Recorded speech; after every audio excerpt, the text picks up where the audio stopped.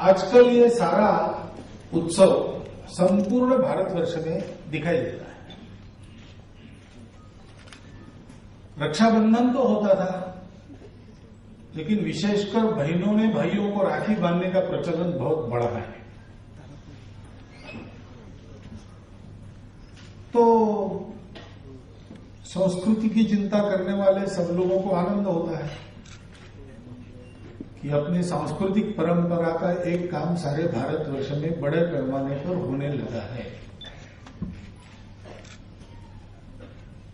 परंतु बाहर से दिखने वाली कृति होने से समाधान मानना ठीक नहीं रहेगा, क्योंकि कृति तो आदत से भी होती है, परंपरा से होती है।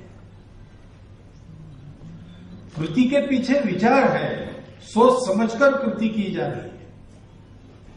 संकल्प पूर्वक किसी एक लक्ष्य को पाने के लिए कृति की जा रही है, तब वो फलदायी होती है। केवल पीछे से चलता आया है इसलिए करने वाला अगर कोई है तो मेहनत तो होती है, कृति होती है तो मेहनत होती ही है, लेकिन फल प्राप्त नहीं होता। और सर्वसामान्य आदमी हर काम विचार करके ही करता है ऐसा नहीं है, गतानुगतिक रहता है। गतानुगतिक यह शब्द कई बार हमने इस प्रकार बिना सोचे समझे, पिताजी ने किया इसलिए कर रहा हूं, दादाजी ने किया इसलिए कर रहा हूं, ऐसा कहने वालों के लिए लगभग सभी भाषाओं में चलता है, क्योंकि उसके पीछे एक कहानी है। काशी में एक बड़े विद्वान रहते थे, अपैया दीक्षित उनका नाम था। और एक दिन वो नित्य क्रमानुसार गंगा स्नान के लिए गंगा के किनारे गए। अब वहां गंगा स्नान करना है तो आम प्रचलन है, सब लोग गंगा स्नान ही करते थे। पहले नल वगैरह नहीं थे, बाथरूम में पानी नहीं आता था। और गंगा जैसी पुण्य सलीला नदी है जिसमें एक डुबकी लगाने से सारे पाप धुल जाते हैं, तो कौन छोड़ेगा। सब लोग वहां स्नान करने के लिए जाते थे, ये भी गए। और जाते जाते उनके ध्यान में आया कि आज सोमवार है और अमावस्या है, यानी सोमवती अमावस्या है। तो आज के दिन गंगा स्नान करके गंगा किनारे अगर हम पार्थिव पूजा करेंगे तो बहुत पुण्य लाभ होगा, ऐसी अपनी परंपरा कहती है। तो गंगा किनारे आए, गंगा जल में डुबकी लगाई, संध्या वंदन किया, उगते हुए सूरज को अर्घ्य दिया और फिर किनारे पर आकर पूजा की सामग्री निकाली, पार्थिव पूजा करेंगे। लेकिन उसी में उनको लघु शंका की थोड़ी भावना हो गई। गंगा किनारे रहने वाले लोग जानते हैं ये सब गंगा को मैले करने वाले कृत्य गंगा किनारे पर नहीं किए जाते, ऐसा अपनी परंपरा में था। अब तो सारे कृत्य वहां होते हैं, फैक्ट्रियों का मैला, टैनरीज का पानी सब कुछ जाता है, और इसलिए गंगा शुद्ध करने की बात चल रही। लेकिन पहले अपना सामाजिक अनुशासन ऐसा था कि नित्य कर्म से निवृत्त होना है तो गंगा पार करके कुछ दूर जाना, क्योंकि उत्तर के तरफ गंगा का पानी नहीं जाता, गंगा का पानी दक्षिण की तरफ आता है। तो उधर कुछ हुआ तो गंगा का पानी मैला नहीं होता, ऐसा मानते थे। लेकिन अब ये सारा पूजा का वो थाली है, लोटा है, आचमन लेने के लिए वो धरनी है, ऐसी बहुत सारी सामग्री थी। अब वो किसके भरोसे छोड़ना। तो अपैया दीक्षित के मन में एक कल्पना आई कि बाद में तो पार्थिव लिंग मिट्टी से बनाना ही है, उसके पहले एक बड़ा रेत का शिवलिंग बनाकर इस सामग्री पर ही उसको बना देते हैं। तो सारी सामग्री इकट्ठा की, उस पर एक रेत का शिवलिंग बना दिया और गंगा पार करके चले गए। वहां बहुत सारे लोग थे स्नान करने वाले।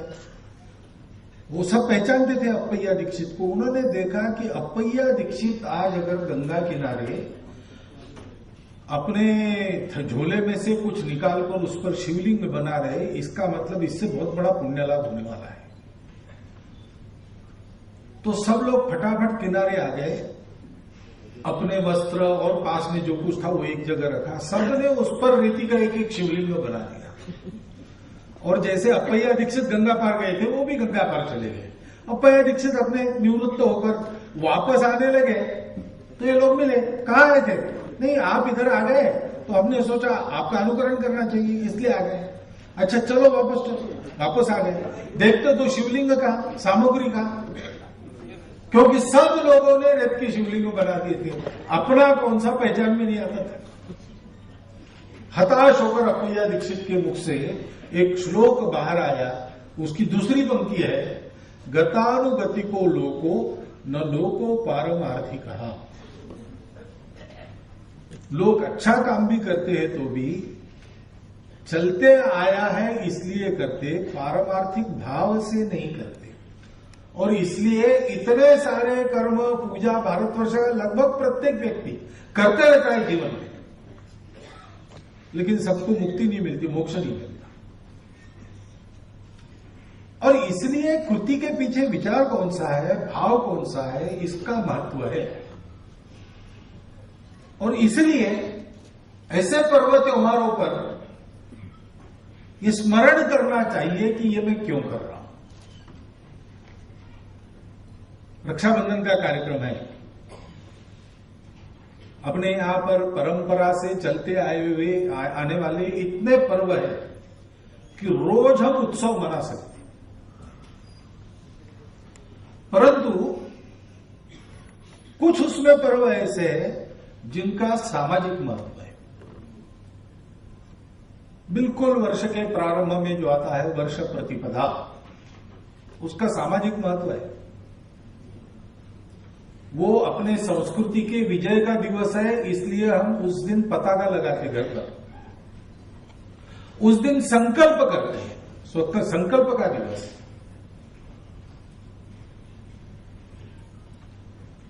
दूसरा, परंपरा से जो चलता आया है, एक नया शुरू किया है, वो मुझे मालूम है, उसको हम हिंदू साम्राज्य दिवस कहते हैं। शिवाजी महाराज के राज्याभिषेक का दिवस, क्योंकि अब तक हुए आक्रमणों से अत्यंत भिन्न ऐसा एक आक्रमण देश पर हुआ था, उससे लड़ते लड़ते और उसका उपाय मिल गया। अनेक लोगों ने प्रयोग किए, अनेक लोग लड़े, लेकिन पहला प्रयोग सफल हुआ शिवाजी महाराज का, इसलिए उसको फिर से इस देश में, इस देश के संस्कृति के पहचान के आधार पर सारे तंत्र की पुनर्स्थापना का वो प्रारंभ है। ऐसे ही एक महीना पहले गुरु पूर्णिमा सारे देश में थी, और ये चौथा रक्षाबंधन है, पांचवा विजयादशमी, छठवां मकर संक्रांति। इनका सामाजिक राष्ट्रीय महत्व है, सांस्कृतिक महत्व के साथ साथ। आज का अपना रक्षाबंधन है, हम राखी बांधते हैं, रक्षा सूत्र उसको कहते हैं। और अगर बहन भाई को राखी बांधती है तो बहन भी समझता है, बहन भी समझती है, भाई भी समझता है कि राखी इसलिए बांधी जा रही कि जो मुझे राखी बांध रहा है उसकी मैं रक्षा करूं। बहन की रक्षा भाई करता है।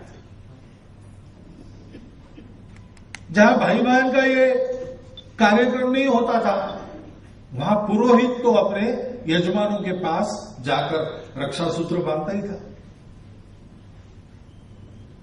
मंत्र कहता ही था, ये न बद्धो बलिर्राजा दानवेंद्रो महाबला तेनम त्वाम प्रतिबद्धामि रक्षेमाचदमाचद। मैं तुमको बांध रहा हूं। क्यों? पुरोहित यजमान को कहता है कि ये मेरी रक्षा है, तुम मेरी रक्षा करो, मैं तुम्हारा हित करूं। ये रक्षा क्यों चाहिए? और रक्षा किसकी चाहिए? व्यक्ति की चाहिए क्या? व्यक्ति को सुरक्षित कौन कर सकता है? कितना भी बचे, अंत में तो मरेगा ही, प्रत्येक व्यक्ति मरेगा। सुखपूर्वक जिएगा तो भी मरेगा, दुखपूर्वक जिएगा तो भी मरेगा। तो अगर मरना ही है तो डरना किसको? खाने वाला भी मरता है, भूखा रहने वाला भी मरता है, अमीर भी मरता है, गरीब, सब लोग मरते हैं। तो फिर डरना क्या है? ऐसा नहीं सोचते लोग। क्यों? क्योंकि केवल व्यक्ति की रक्षा का यह प्रश्न नहीं है। व्यक्ति जिनसे बनता है उन बातों की रक्षा का प्रश्न है। शरीर, मन, बुद्धि, ये तो दिखता ही है सबको। प्रत्येक व्यक्ति जानता है मेरा शरीर है, शरीर की आवश्यकता है, वो बोलती है तो उसको पूरा करना पड़ता है। मन की आवश्यकता है, वो भी बोलती है, उनको भी पूरा करना पड़ता है। बुद्धि की आवश्यकता है, बोलती है, उसको भी पूरा करना पड़ता है। इसलिए इसको सब लोग जानते हैं। उनकी आवश्यकताओं को भी पूरा करना है तो भी। और एक बात है जो बोलती नहीं है लेकिन ध्यान में आती है, और उसको पूरा किए बिना व्यक्ति व्यक्ति नहीं होता। क्योंकि व्यक्ति क्या है? केवल शरीर, मन, बुद्धि से जो व्यक्त होता है वो व्यक्ति नहीं है। व्यक्तित्व विकास का प्रयास करते हैं। तो क्या प्रयास करते हैं? हमारे यहां ऐसा कहा गया है कि शरीर, मन, बुद्धि से परे अंदर में कोई है जो अपना वास्तविक स्वरूप है। वास्तविक स्वरूप के प्रकाश का शरीर, मन, बुद्धि के द्वारा व्यक्त होना, ये जो कर सकता है वो व्यक्ति है। भगवान अंदर बैठा हुआ व्यक्त होता है। भगवान सबके अंदर है। हमारे यहां तो भगवान केवल मनुष्य के अंदर है ऐसा नहीं मानते। दुनिया में मत है, ऐसा मानते हैं कि आत्मा केवल मनुष्यों में ही होता है, और मनुष्यों में भी पुरुषों में ही होता है, महिलाओं में नहीं होता। ऐसा मानने वाले मत है। मत अपने अपने जगह है। हमारे यहां तो ऐसे माना जाता है कि कण कण में ईश्वर है। कोई अन्यायी, अत्याचारी, जुल्मी राजा अगर पत्थर के खंबे को भी लात मारेगा तो उसमें से भी भगवान प्रकट होता है। भगवान सर्वत्र है, लेकिन अंदर के भगवान को अपने चरित्र के द्वारा व्यक्त करने का सामर्थ्य किसका है? कुत्ता बिल्ली नहीं कर सकता। उनके अंदर भी है भगवान, उनके अंदर भी है। पशु, पक्षी, पेड़, पौधे, सब में भगवान है।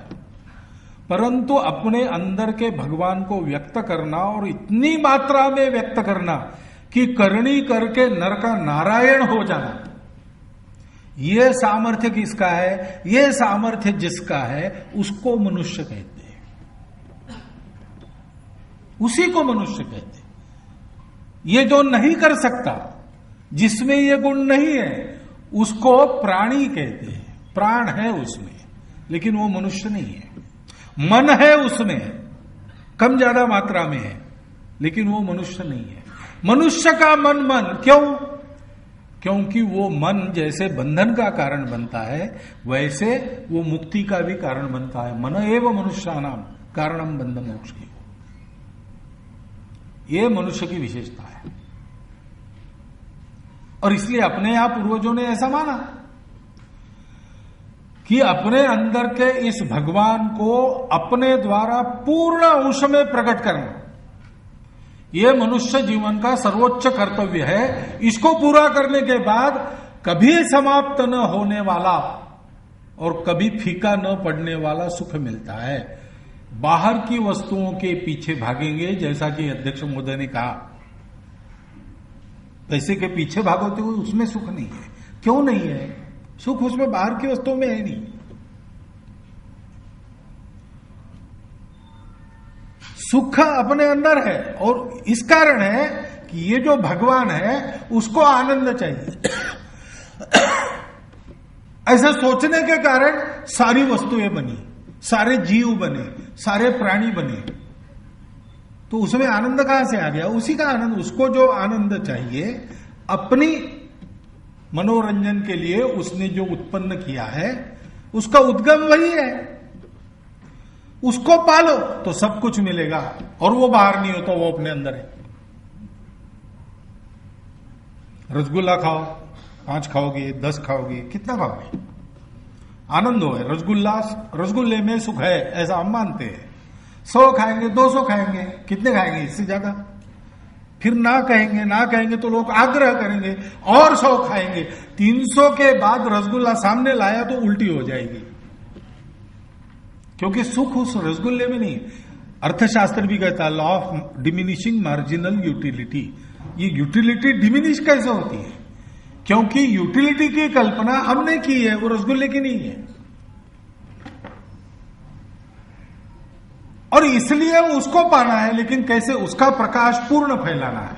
कोई लालटेन है, उसके अंदर प्रकाश है, उसको पूर्ण मात्रा में बाहर फैलाना है। तो क्या करना पड़ेगा? जो लालटेन का कांच है वो बिल्कुल साफ सुथरा होना चाहिए, वो रंगीन नहीं होना चाहिए। लाल रंग का कांच है तो अंदर की ज्योति लाल दिखेगी, हरे रंग का है तो हरी दिखेगी।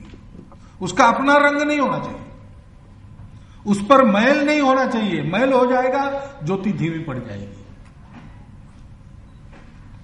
तो वैसे ही हमारे पूर्वजों ने सोचा कि अगर ऐसा है, अंदर के प्रकाश को पूर्णतः व्यक्त करके नारायण बन जाने से कभी समाप्त न होने वाला और सदा समान रहने वाला, फीका न पड़ने वाला सुख मिलता है, और उसके लिए बाहर के कांच को, जिसमें से ये प्रकाशित होना है, शरीर मन बुद्धि को बिल्कुल साफ सुथरा और अपना कोई रंग न होने वाला बनाना है, तो उसके लिए संस्कार करने पड़ेंगे, मांजना पड़ेगा, और ये रोज करना पड़ेगा।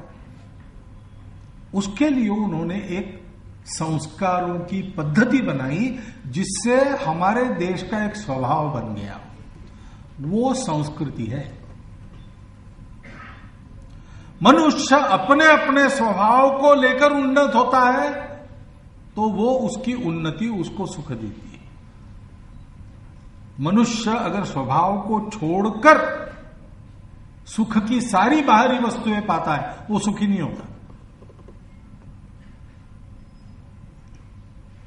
जंगल में रहो, जंगल में दर दर भटक के शिकार खोजो, शिकार करके उसको मार के खाओ, बाद में 15 दिन में नहीं मिली तो 15 दिन भूखे रहो। बाद में शिकारियों का डर है, इसका डर है, उसका डर है, मैं शिकार करता हूं, मेरी भी शिकार कोई करेगा। ऐसे डर में सदा जंगल में जीना, न कोई घर है, न कोई वस्त्र है, कुछ नहीं है। ये क्या सुख का जीवन है क्या? नहीं, ये सुख का जीवन नहीं है। सब लोग ऐसे ही कहेंगे। ठीक है, ऐसा एक शेर था जो ऐसे ही जीता था दुख में। मनुष्य को बड़ी दया आई, उसको उठाया, वहां से पकड़ा और सर्कस में लाया, और सर्कस में उसको रोज अपने पिंजड़े में 2 बार बकरी का मांस खिलाया। बदले में उससे कुछ काम नहीं, लेकिन काम करते समय उसको नई नई कलाएं सिखाई, उसको फुटबॉल खेलना सिखाया, उसको साइकिल चलाना सिखाया, और उसका खेल देखकर लोग पैसे भी देते थे, जिस पैसे से उसको ज्यादा मांस मिलता था। तो अगर आंख मूंदकर हम देखेंगे कि यहां घर है, नियमित रोजगार है, नई नई कलाएं सीखने के अवसर है, और घर बैठे रोज खाने की गारंटी है, तो क्या जंगल का शेर उस सर्कस में सुखी होगा? सुखी नहीं हो सकता, क्योंकि ये शेर का स्वभाव नहीं है। ऐसे एकाधा मनुष्य सुखी हो सकता है, वो भी सुखी नहीं होता। वो सुखी ऐसे नहीं होता, इसलिए तो राणा प्रताप ने मान सिंह के साथ भोजन नहीं किया। कहा कि तुम्हारा सब ठीक है, तुम्हारा राज्य सुरक्षित है, तुम्हारी प्रजा उसके कारण अत्याचारों से मुक्त है, लेकिन तुमने अपने स्वतंत्रता का समझौता अकबर से कर लिया है, तो क्या सुख मिलेगा? मैं जंगल जंगल भटकता हूं, मेरी प्रजा को मेरे साथ लड़ना पड़ता है, बहुत कष्ट है, भूमि शयन करना पड़ता है, घास की रोटी खानी पड़ती है, लेकिन मैं अपने स्वतंत्रता का समझौता नहीं करूंगा, उसी में मेरा सुख है। स्वभाव, समाज के स्वभाव को संस्कृति कहते हैं। रक्षा उसकी करनी है, उसकी रक्षा के लिए अपना शरीर मन बुद्धि भी सुरक्षित रखनी है। क्योंकि संस्कृति सुरक्षित रहेगी तो कांच साफ सुथरा रहेगा, कांच साफ सुथरा रहेगा तो अंदर है उसका पूर्ण प्रकाश मेरे में से व्यक्त होगा, तो वास्तव में व्यक्ति कहलाने का मैं अधिकारी हो जाऊंगा। और इसलिए इसको जानने वाले न जानने वाले सभी मनुष्य दुनिया में आप कहीं भी देखो, वो इन सब बातों की रक्षा का प्रयास करते हैं। मेरे इस विचार का विरोध करने वाले लोग भी अपने अपने देश में इसी की रक्षा का प्रयास करते हैं।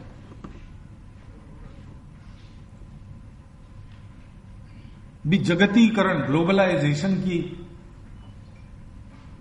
हवा चल रही है ऐसा कहते हो, लेकिन अमेरिका में जाओ, आपको वहां का अगर नागरिक बनना है तो आपको अमेरिका का इतिहास पढ़ना पड़ता है।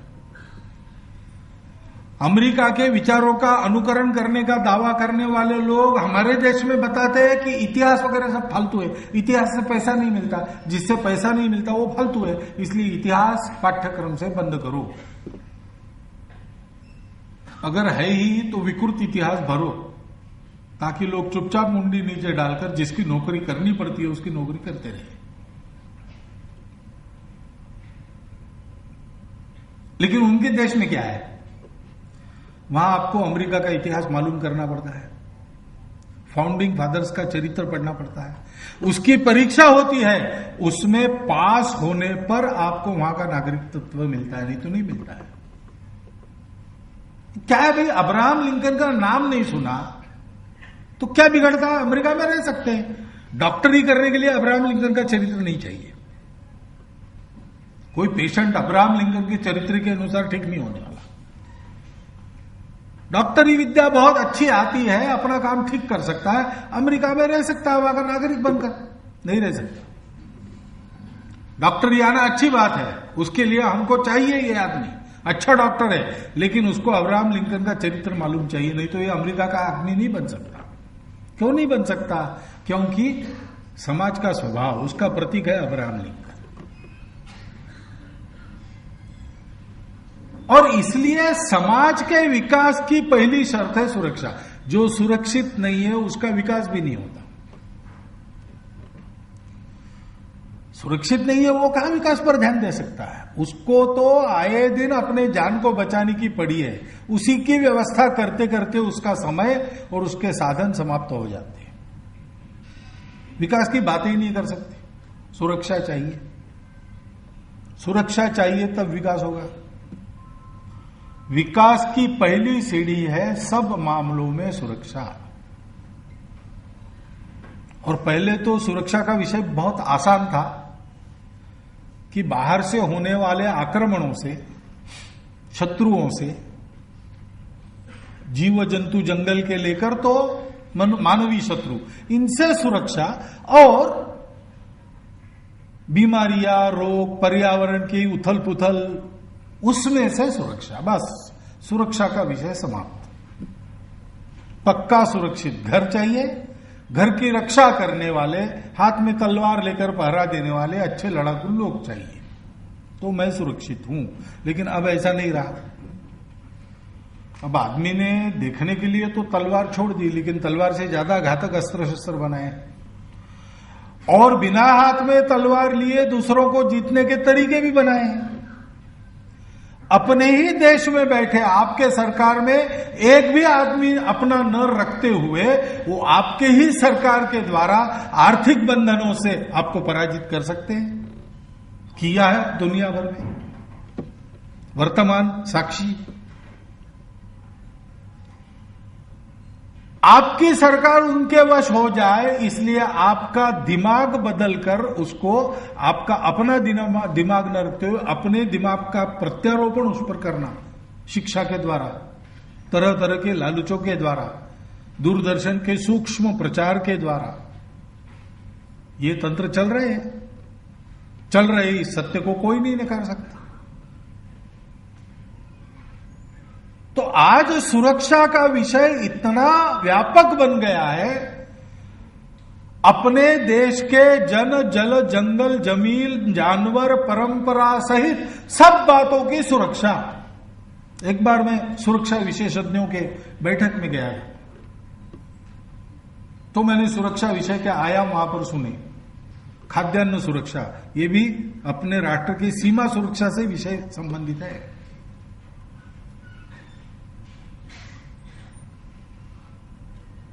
जल सुरक्षा, खाद्यान्न सुरक्षा, अपने यहाँ के पर्यावरण की सुरक्षा, अपनी आर्थिक सुरक्षा, अपने व्यापारियों की सुरक्षा,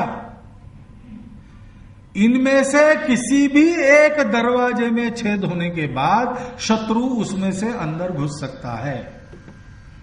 ये जमाना धर्म युद्ध का नहीं है, ये ट्रोजन हॉर्स वाला जमाना है उनके पुराणों के अनुसार, छद्म युद्ध का जमाना। और इसलिए सुरक्षित होने के लिए कितनी बातों का विचार करना पड़ता है। हर एक छोटी बड़ी बात आंख में तेल डालकर देखनी पड़ती है। कहीं इससे कहीं का हमारा दरवाजा तो खुल नहीं रहा शत्रुओं के लिए। व्यक्तियों से लेकर नीतियों तक इसका विचार करके चलना पड़ता है। इतना बड़ा यह सुरक्षा का व्यापक विषय है। और इसलिए दुनिया में हम देखते हैं कि सुरक्षा वालों की और विकास वालों की लड़ाई होती रहती है। विकास करना है तो पर्यावरणवादियों से लड़ना पड़ेगा, पर्यावरण विकास के विरुद्ध, विकास पर्यावरण के विरुद्ध, दोनों एक साथ नहीं चल सकते। पैसा चाहिए तो नीति छोड़नी पड़ेगी, नीति चाहिए तो दरिद्री रहना पड़ेगा, क्योंकि समृद्धि और संस्कार संस्कृति एक दूसरे के विरोधी है। ऐसा मानकर दुनिया चल रही है। हमारे यहां ऐसा नहीं है। हमारी ये सारी बातें परस्पर पूरक हैं, एक दूसरे की सहायक है। ऐसा क्यों है? क्योंकि हमने ये जाना कि विकास यानी स्वैराचार नहीं है, विकास यानी बंधन है। इसलिए हम रक्षा बंधन कहते हैं। अरे तुम बांध रहे हो मुझे, तो विकास की कैसे अपेक्षा करते हो, सुरक्षा की कैसे अपेक्षा करते हो? सुरक्षा यानी बंधनों से मुक्त होना? नहीं नहीं, बंधन ऐसे नहीं होता। मनुष्य अपने जन्म से ही बंधा है, वो बद्ध ही है, वो मुक्त है नहीं। मुक्त उसको होना है, लेकिन मुक्त होने के लिए उसको छोटे बंधनों को काटकर बड़े बंधनों में आना पड़ता है। और सबसे बड़ा जो बंधन है वो मुक्ति का बंधन है। वो भी बद्धावस्था है एक तरह से, लेकिन वहां जो वस्तु है वो एक ही वस्तु है, दूसरी है ही नहीं, इसलिए वो बंधन नहीं रहता, इसलिए वो मुक्ति का बंधन है। लेकिन वहां तक पहुंचने के लिए हम स्वतंत्र होते चले जाते। कहने के लिए तो हम स्वतंत्र ही होते, लेकिन स्वतंत्र नहीं होते, ज्यादा से ज्यादा बंधनों में फंसते हैं। घर में छोटा बच्चा पैदा होता है, छोटा बच्चा, बिल्कुल छोटा बच्चा, बात नहीं कर सकता, केवल रो सकता है बस। सब बातों के लिए भूख लगी तो रोएगा, डर लगा तो रोएगा, केवल मां पास में है तो हंसेगा। ऐसा इतनी बुद्धि वाला बच्चा है, तो उसका कर्तव्य क्या है? उसका कर्तव्य कुछ नहीं है, अपने आप को ठीक रखना। वो भी दूसरे करते हैं। उसका कर्तव्य केवल होना रहना इतना ही है, वो रहता है बस। उसकी सारी चिंता बाकी लोग करते हैं। भूख लगी, खाना खिलाना, दूध पिलाना, ये सब बाकी लोग करते हैं। रहना और रोना इतना वो करता है, उस पर कोई बंधन नहीं रहता। लेकिन वो अगर 17-18 साल का नौजवान हो जाए और वो कहे कि मैं तो बचपन में बहुत स्वतंत्र था, कपड़े नहीं पहनता था, तो अब मैं बड़ा हो गया हूं, अब मैं कपड़े क्यों पहनूं? नहीं चलेगा। आपको अगर बड़ा कहलाना है, आप बड़े हो गए हो, तो आपको फिर कुछ बंधन शुरू, फिर वो जहां तहां रोएगा, ये नहीं चलेगा। वो जैसे जैसे बड़ा होता है उसको लगता है मैं बड़ा हो रहा हूं, अधिकाधिक स्वतंत्र हो रहा हूं। पहले तो मैं परनिर्भर था, अब तो मैं परनिर्भर नहीं हूं, मैं अपने हाथ से कर सकता हूं। लेकिन वो करने के लिए उसको और कुछ बंधन स्वीकार करने पड़ते। फिर वो सोचता है कि ये माता पिता के बंधन में क्या रहे, खुद कमाई करेंगे और अपना जीवन खड़ा करेंगे। ठीक है, करो, लेकिन खुद कमाई कर स्वतंत्र होने के बाद अपने परिवारजनों को पालने का बंधन वो अगर नहीं स्वीकार करता तो दुनिया में कहीं उसको अच्छा नहीं मानते, कहीं अच्छा नहीं मानते। और इसलिए मनुष्य का विकास क्या है, ये अधिकाधिक विस्तृत होने वाले एक के बाद एक के बंधनों में जाना। पहले में केवल मेरी अपनी भूख, मेरा अपना मनोरंजन इतने ही दिखता था, फिर उसके बाद नहीं, हमारी माता है जो हमको दूध पिलाती है, उसको प्रसन्न करना चाहिए, उसने समझाया तो चुप होना चाहिए, इतना समझने लगा, वहां अब बड़ा होने लगा, ऐसा लोग कहने लगे। बाद में मैंने सोचा कि माता है, पिता है, भैया है, बहन है, सब है, इनको इनकी मर्यादा का सम्मान करना चाहिए, माता पिता का चरण स्पर्श करना चाहिए, बड़े भैया कहते हैं वैसा रहना चाहिए, छोटी बहन के रक्षा का दायित्व मेरा है, राखी बांधता हूं मैं, तो कम से कम कुछ देना चाहिए, अभी रक्षा करने का सामर्थ्य नहीं, बच्चा हूं। ये जब हम समझने लगते हैं तो लोग कहते हैं और बड़ा हो गया, लेकिन बड़ा बंधन आ गया, व्यक्ति छूट गया, परिवार का बंधन आ गया। परिवार के लोग परिवार के बंधन को मानकर चलने वाले अच्छा है ऐसा कहते हैं, लेकिन कोई आदमी परिवार के बंधन को तोड़कर अपने बस्ती के लिए, अपने गांव के लिए, अपने देश के लिए काम करता है। लोग कहते हैं बस हमारे परिवार का नाम रोशन किया, परिवार का बंधन तो तोड़ दिया उसने। उनकी कहानियां बताते हैं विवेकानंद ने क्या किया, परिवार को अच्छी स्थिति में नहीं था स्वामी विवेकानंद का, लेकिन उन्होंने परिवार का बंधन छोड़ दिया। लेकिन उन्होंने जो किया उसके कारण विवेकानंद के परिवारजन सब ऐसा कहने लगे कि विवेकानंद हमारे घर से बाहर चले गए, हमको ऐसा छोड़ के चले गए, लेकिन हमको इतना समाधान दिया उन्होंने, इतना सम्मान दिया, हमारे परिवार का नाम उसने रोशन किया। ऐसे ही कहेंगे और क्या कहेंगे। एक बंधन तोड़ दिया, लेकिन एक दूसरा बंधन उन्होंने अपने इर्द गिर्द खड़ा कर दिया, मेरा समाज, मेरा राष्ट्र। ऐसे एक एक कदम आगे बढ़ के नए बंधनों को स्वीकार करना, इसकी आवश्यकता होती है, और ये सबको करना पड़ता है,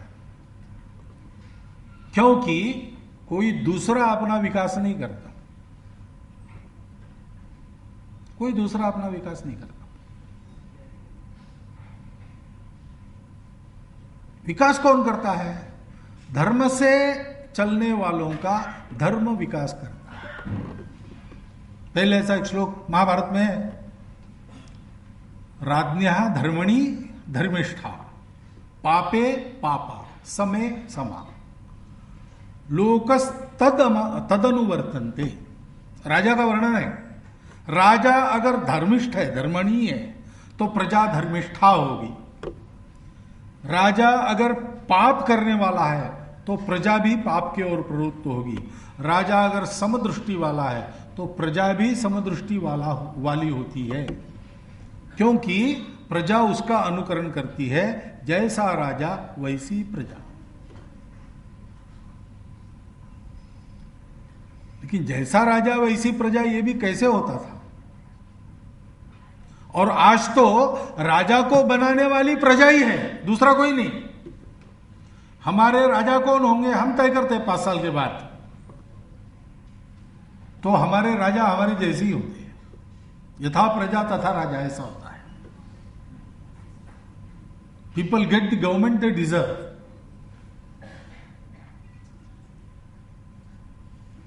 और इसलिए अगर हमको सुरक्षा चाहिए, और अगर हमको विकास चाहिए, और अगर हमको ये एक साथ चाहिए जो दुनिया में एक साथ नहीं मिलता,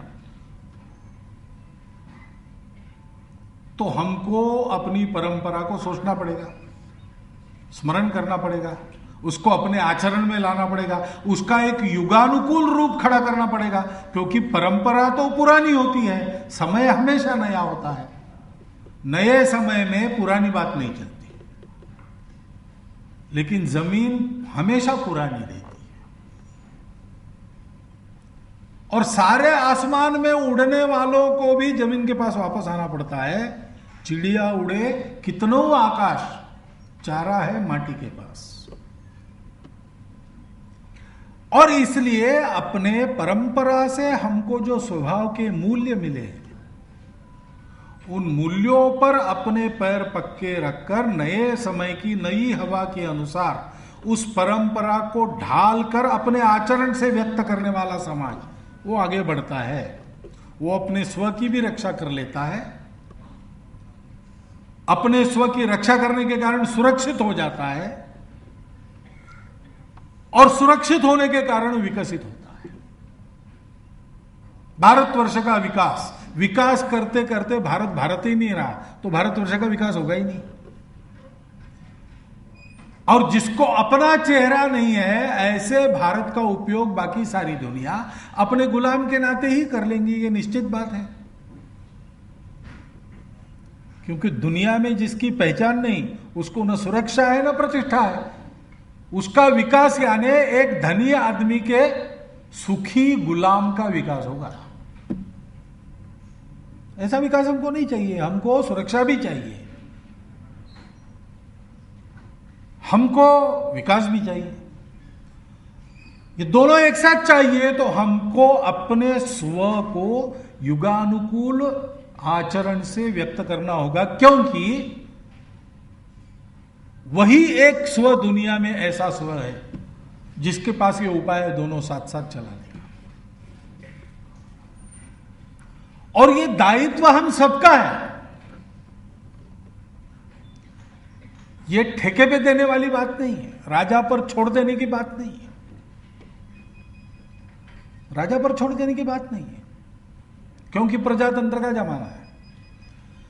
प्रजा मालिक है, वो जागरूक रहेगी तो अपनी इच्छा से अभी एक बहुत बड़ा परिवर्तन देश में लाया है। लेकिन किसने लाया है? लोगों ने लाया है अपनी इच्छा से। लोग नहीं चाहते तो वही लोग, वही पार्टियां आगे नहीं आ सकती। लोग उसका श्रेय किसी किसी को देते हैं, व्यक्ति को देते हैं, दल को देते हैं, संगठनों को देते हैं, लेकिन वास्तविक श्रेय के अधिकारी कौन है? अपने समाज के सब सामान्य लोग। उनके मन में था, उन्होंने किया। वो सब संगठन पहले भी थे, वो सब व्यक्ति भी पहले थे, वो दल भी पहले थे। अब तक नहीं हुआ। अब क्यों हुआ? अब लोगों के मन में आया इसलिए हुआ। और इसलिए लोग जो है, प्रजा है, सामान्य आदमी है, हम सब लोग हैं। हम कितने जागरूक हैं इस पर निर्भर करता है। और हमको यह समझना पड़ेगा कि ये दायित्व अगर हमारा है तो उस विकास के लिए, सुरक्षा और विकास को एक साथ पाने के लिए हमको बंधन में रहना पड़ेगा। बंधन में रहना पड़ेगा। भुवनेश्वर का ट्रैफिक अगर ठीक चलना है तो सबको राहदारी के नियमों का बंधन पालन करना पड़ेगा। जिसका वाहन बड़ा है और गतिमान है वो कहेगा कि मुझे पहले रास्ता, वो नहीं चलेगा भाई। जैसा नियम है वैसा चलो। वैसा जब नहीं होता तब जाम हो जाता है। उसका भी अनुभव हम करते हैं। मैं नागपुर में रहता हूं, तो नागपुर में एक चौराहा है, वहां न बत्ती है न पुलिस कभी रहता है। अब जहां बत्ती है पुलिस है, वहां तो धाक से कुछ तो ठीक रहता है। लेकिन वहां क्या होता है कि सब लोग और सब वाहन एक साथ जाने की इच्छा रखते हैं और चारों ओर से सब लोग जाने के लिए बढ़ते हैं। इसलिए कोई कभी कहीं भी नहीं जाता, वहीं जाम, वहीं खड़ा है। सब प्रयास कर रहे हैं अपनी दिशा में आगे बढ़ने का, लेकिन कोई बढ़ नहीं पाता, क्योंकि अपने बढ़ने से ही वो जाम को और पक्का कर देते। हमेशा उस चौराहे से गुजरना है तो 10 मिनट ज्यादा लेके चलना पड़ता है। अभी तो 10 ही मिनट है। पता नहीं हावड़ा ब्रिज जैसा कभी हो जाएगा। पहले था हावड़ा ब्रिज, आजकल नहीं होता, ऐसा सुना। क्योंकि पहले वहां 1-1 घंटा 2-2 घंटा लग जाता था कलकत्ता में। ये क्यों होता है? थोड़ा कभी रास्ते के एक तरफ खड़े होके आप लोगों को देखो, आपको पता चल जाएगा। और उस समय अपना भी याद करो, अपना भी कभी कभी ऐसा हो सकता है, होता भी होगा। सबको जल्दी है, सबको जाना है, मैं पहले जाऊं, ये सबकी इच्छा है। मैं जो रास्ता चुनूंगा उसी पर जाऊंगा, मुझे बाजू होने को कोई ना कहे तो भी मैं होऊंगा नहीं। ऐसा सब करेंगे तो कैसे चलेगा? राहदारी ठीक नहीं रहेगी। जीवन में सब बातें ऐसी है, सबको मिले अगर ऐसा है तो सबको बंधन में रहना। केवल मैं अकेला रहता दुनिया में, आदम और हवा का जमाना रहता, 2 ही लोग हैं, तो सारी दुनिया खुली पड़ी है, तो कोई चिंता नहीं थी, तब धर्म वगैरह की कोई आवश्यकता नहीं थी, ये था ही नहीं कोई और। अब ऐसा नहीं, हम सब लोग हैं और सबको सुखी होना है, और सबको सुखी हुए बिना हम सुखी नहीं हो सकते, ये भी पक्की बात है। सब सुखी नहीं होंगे तो हम सुखी होंगे क्या? नहीं। कुछ लोग अमीर हो जाएंगे और कुछ लोग गरीब रहेंगे, तो कभी ना कभी गरीबी की जो आग है वो मन में द्वेष पैदा करेगी, चिढ़ पैदा करेगी, उसका एक विस्फोट होगा, विस्फोट सबको झेलना पड़ेगा। सारी दुनिया सुखी हो, यही सुखी होने का एकमात्र रास्ता है। लेकिन सारी दुनिया सुखी हो ऐसा अगर होना है तो आपको अपनी सब बातों पर बंधन लाना पड़ता है, अपनी आवश्यकताओं पर भी बंधन लाना पड़ता है, अपने अहंकार, दूसरों की स्वतंत्रता की रक्षा करने के लिए अपनी स्वतंत्रता का आपको संकोच करना पड़ता है। थॉमस पेन नाम का एक अमेरिकन आदमी, यानी विद्वान था, उसका एक प्रसिद्ध वाक्य है कि अपना हाथ चाहे जैसे घुमाने के लिए मैं स्वतंत्र हूं, लेकिन मेरे हाथ की स्वतंत्रता की मर्यादा है तुम्हारे गाल तक। मेरा हाथ घूमे चाहे जैसे मेरी इच्छा के अनुसार, लेकिन गलती से तुम्हारे गाल पर पड़ गया तो वो मेरी गलती होगी, वहां बंधन है, वहां नहीं जाना।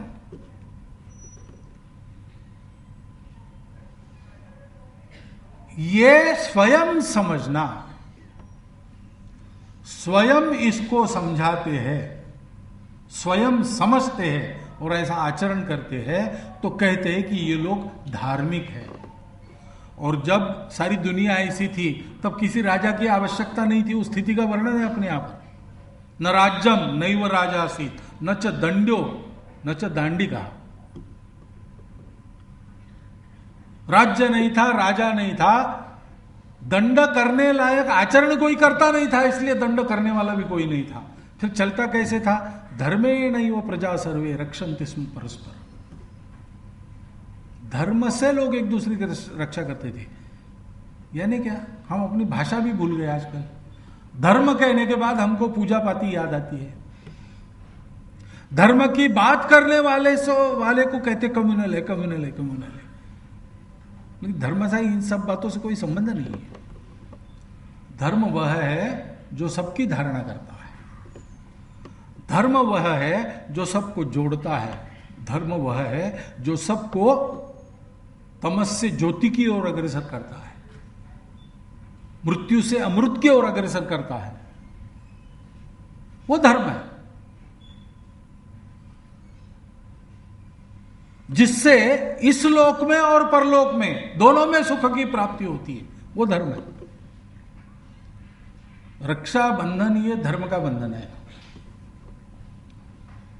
रक्षाबंधन क्यों करना? स्वयं को याद दिलाना कि हम बंधे हैं, कदम कदम आगे बढ़ना है। मैं अपनी चिंता करता हूं और आदमी करता है। सौभाग्य से अपने देश में अभी भी परिवार का बंधन है, परिवार की चिंता सब लोग करते हैं। कितने भी दूर दूर गए हो, कुछ एक एक प्रदेश में ऐसे पर्व त्योहार रहते हैं जहां सब लोग इकट्ठा आते हैं, एक घर में इकट्ठा आते हैं, मिलकर त्योहार मनाते। क्यों? हमारा परिवार है, परिवार का बंधन भी है। अगला कदम कौन सा है? अगला कदम है राष्ट्र। हमारा राष्ट्र है, जो राष्ट्र सारी दुनिया को विकास और सुरक्षा दोनों एक साथ दे सकता है। मनुष्य की स्वतंत्रता और कर्तव्य का बंधन दोनों का मेल बना सकता है। शरीर मन बुद्धि को एक साथ सुखी करके आत्मा की ओर चला सकता है। मनुष्यों के समाज नामक समूह और सारी सृष्टि का विकास एक साथ करते हुए सारी सृष्टि को परमेष्टि की ओर बढ़ा सकता है। वो धर्म हमारे पास है, वो संतुलन हमारे पास है, वो कला विद्या हमारे पास है। उसको सारी दुनिया को समय समय पर देना, यह हमारे राष्ट्र के दुनिया में अस्तित्व का प्रयोजन है। एतद् देश प्रसूतस्य सकाशात् अग्र जन्मनात् स्वम स्वम चरित्रम शिक्षेरन पृथिव्याम सर्वमानवा। इसके लिए हमारा राष्ट्र है। हमारा राष्ट्र दुनिया पर एक बाजार का डंडा चलाने के लिए नहीं है। हमारा राष्ट्र दुनिया में अपने साम्राज्य की भूमि का विस्तार करते हुए लोगों की संस्कृति बदलकर सबको अपने रंग में रंगने के लिए नहीं है। हमारा राष्ट्र सबको इस प्रकार सुखी जीवन जीने की कला दिखाने वाला राष्ट्र है, अपने जीवन से दिखाने वाला राष्ट्र।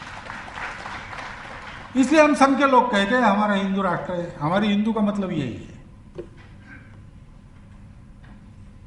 इस राष्ट्र की रक्षा कैसे होगी? यह राष्ट्र जब सुरक्षित परम वैभव संपन्न होगा तब हमारी रक्षा होगी। और इसलिए इस राष्ट्र को परम वैभव संपन्न सुखी बनाने के लिए, सुरक्षित बनाने के लिए हमको प्रयास करना पड़ेगा। और इसलिए केवल अपने भाई के पास, अपने बहन के पास मत जाओ, केवल अपने यजमानों के या पुरोहितों के पास मत जाओ। सब आओ, घर के बाहर आओ, मैदान पर आओ, एक दूसरे को राखी बांधो। ये कार्यक्रम हम संघ के लोग करते ही है, रक्षाबंधन का उत्सव करते ही है। संस्कृति सुरक्षा ये जिनको करनी है उन सबको सारे समाज में ये प्रबोधन करना पड़ेगा। और संस्कृति सुरक्षा होनी चाहिए, ऐसा जिन जिन लोगों को लगता है उनको ये समझना पड़ेगा और अपने से प्रारंभ करना पड़ेगा। उसका स्मरण है ये। अपने घर में भी आप रक्षाबंधन करते समय ध्यान रखना कि मेरे अपने जीवन का प्रयोजन क्या है, मेरे परिवार का प्रयोजन क्या है। मेरा अपना जीवन और मेरा परिवार, उसका जीवन सुखी समृद्ध और सुरक्षित कब होगा? जब इस राष्ट्र का जीवन सुखी समृद्ध सुरक्षित होगा।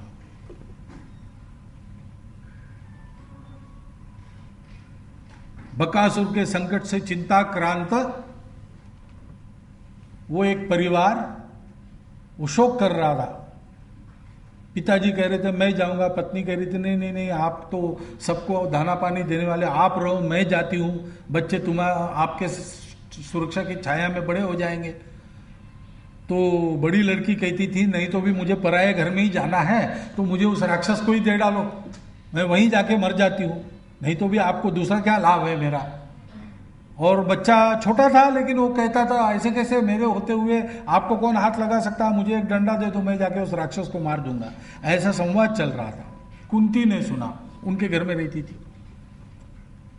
लाक्षागृह से बाहर आने के बाद अज्ञातवास में अपने पुत्रों के साथ उसने कहा हम आपके अतिथि है और आपने हमको आश्रय दिया है, भले ही 3 दिन के लिए दिया हो, लेकिन मूल्य तो कुछ नहीं है उसका और मूल्य हो भी नहीं सकता। तो आपके उपकारों का बदला चुकाने के लिए क्या संकट की चर्चा आप कर रहे हैं हमको बताओ, उसका कुछ उपाय अगर मेरे साथ है तो मैं करती हूँ। तो सारी कहानी उसको पता चलने के बाद उसने कहा कि ऐसा करो आप में से कोई मत जाओ, मैं मेरे एक पुत्र को भेज देती हूँ। और बहुत मना के उनको तैयार किया और घर में आके पांडवों को क्या कहती है, 5 पांडवों को बिठा कर कहती है कि जिस बात के लिए तुम्हारा लालन पोषण करके तुमको बड़ा किया था, ऐसा एक कर्तव्य आया है और इसलिए मैं चाहती हूं कि भीम जाए। पांडवों को बड़ा किया, क्यों किया? केवल अपना राज्य पाने के लिए बड़ा नहीं किया था। समाज पर ऐसे संकट आते हैं तो राक्षस के मुंह पर कौन जाएगा? तो एक परिवार ऐसा था कि जो कहता था मेरा अपना पुत्र जाएगा, इसलिए वह पुत्र, वो परिवार पूरा का पूरा भारत में धर्म संस्थापना का फिर से आधार भगवान ने बनाया उसको। कौरवों के तो 100 थे, ज्यादा संख्या थी, कृष्ण ने उनको क्यों नहीं पकड़ा? कृष्ण क्या उनको बदलने का सामर्थ्य नहीं रखते थे, लेकिन बदलना नहीं था, जो जैसा है उसकी योग्यता की परख करनी थी। ऐसे अनेक प्रसंगों में से पांडवों के परिवार के संस्कार का पता चला कि ये नित्य विस्तारित बंधनों को मानने वाले लोग हैं। रक्षाबंधन क्या है इनको मालूम है। देश के लिए बंधन स्वीकार करने की इनकी हिम्मत है। और इसलिए फिर से धर्म संस्थापन करने वाले साम्राज्य की आधारशिला पांडव बने। आज अपने देश को आवश्यकता है, उसका वर्णन करने की आवश्यकता नहीं है, वो आप सब लोग जानते हैं। कितने संकटों से दुनिया और अपना देश घिरा है, दोनों घिरे हैं, और दुनिया के पास उन संकटों का परिहार का कोई रास्ता नहीं है, हमारे पास है, और दुनिया को उसको देते रहना ये हमारा कर्तव्य है। हमारा कर्तव्य पूर्ण करने के लिए हम खड़े हो जाए, भारत खड़ा हो जाए। कैसे होगा? भारत के सामान्य लोगों को, सामान्य परिवारों को इस प्रकार रक्षाबंधन के इस सामाजिक सांस्कृतिक आशय को ध्यान में रखकर खड़ा होना पड़ेगा। और इसलिए प्रतिवर्ष ऐसा इकट्ठा आकर एक बार एक भाषण का कार्यक्रम, भाषण क्यों? मनोरंजन के लिए नहीं, भाषण चिंतन के लिए है, और चिंतन परिवर्तन के लिए। हम आत्मचिंतन करें कि मेरा जीवन इस बंधन को स्वीकार करके चल रहा है कि नहीं। हम लोगों में कोई विवेकानंद यहां बैठा नहीं है, हम लोगों में कोई राजा शिवाजी, सुभाष चंद्र बोस यहां बैठे नहीं, हम सामान्य लोग हैं। लेकिन विवेकानंद, शिवाजी और सुभाष चंद्र भी सामान्य ही थे पहले, जन्मता वैसे नहीं थे, धीरे धीरे बने। हम भी बन सकते हैं, हो सकता है उतना कदम आगे न जाए, लेकिन आज है वहां से 10 कदम तो आगे जा सकते। बाप रे, विवेकानंद कैसे बनना? और विवेकानंद बने कैसे? एकदम विवेकानंद बने क्या? वो ऐसे नहीं बने। जो ऐसे एकदम बन जाते हैं उनको हम अवतार कहते हैं, उनकी पूजा करते हैं, उनकी जयंती पुण्यतिथि मनाते हैं, उनके जैसा बनने का प्रयास नहीं करते। ये लोग अवतार नहीं थे इस अर्थ में, होंगे भी पता नहीं मुझे, लेकिन इस अर्थ में वो अवतार नहीं थे। वो तो हमारे लिए उदाहरण थे कि हमारे जैसे ही घर परिवार में जन्म लेकर कितना आगे बढ़ा जा सकता है। आज हमको लगता है विवेकानंद कैसे बनना, वो तो हमसे 1 लाख कदम आगे है। 1 लाख कदम आगे, जितना आगे जाएंगे उतना आगे जाएंगे, क्योंकि जितना आगे जाएंगे उतने हम व्यक्तित्ववान मनुष्य बनेंगे, मनुष्य बनेंगे। अगर हम घर में बैठे रहे, पीछे रहे, कदम डालना शुरू ही नहीं किया, तो पशुओं में और हम में केवल बायोलॉजिकल डिफरेंस रहेगा, बाकी कुछ नहीं।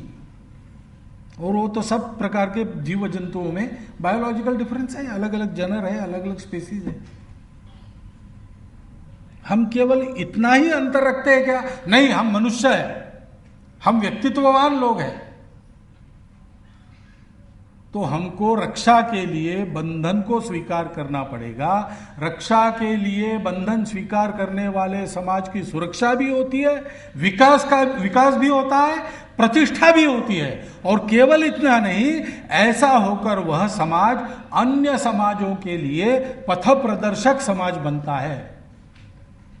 पथ प्रदर्शक समाज बनने के लिए पथ के पांथिक साथियों को अपने साथ आगे ले जाने वाला व्यक्ति और परिवार, हमको और हमारे परिवार को बनना है। इतना आपने समझ लिया और इसको समझकर आज के रक्षाबंधन को मनाया, तो अपने देश के और दुनिया के संकट मोचन और भाग्य परिवर्तन के दिन बहुत दूर नहीं है। इतना ही निवेदन आपके सामने आज के दिन रखना चाहता हूं।